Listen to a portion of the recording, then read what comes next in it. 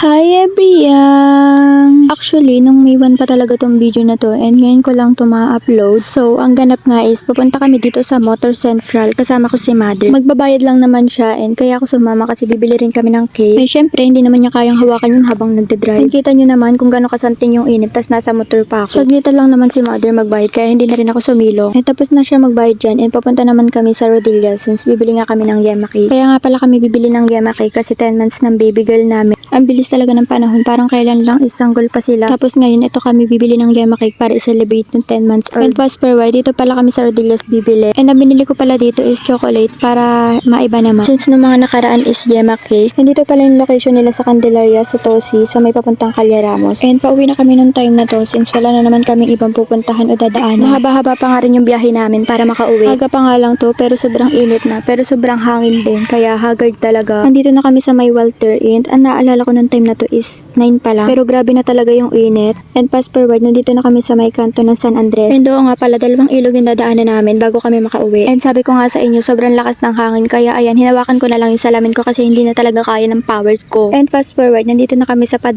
ilog na dadaanan namin. And malapit na kami makauwi. Konting tiis na lang. Uwing-uwi na talaga ang mga babae. Nakauwi na kami. And tingnan nyo naman baby girl namin, tuwan-tuwa. Since mamaya pa naman yung photoshoot niya, pinakain muna namin ng tinapay para hindi umiyak. At ewan ko ba sa batang to, bakit ganito uminom? Pirat ang ilong. Tapos niya magtakaw, pinanood namin siya, and tingnan nyo naman every young. Wari, ko'y bagsak kang babaita ka, ang tayo baga. Ay syempre, inayos ko na siya ng tayo din at akong nahihirapan. Ay ayan, parang batanggin niya. So tumambay muna kami sa gilid and mamaya pa naman yung photoshoot. Upload ko na lang sa part 2 yung photoshoot. Yun lang, bye every young!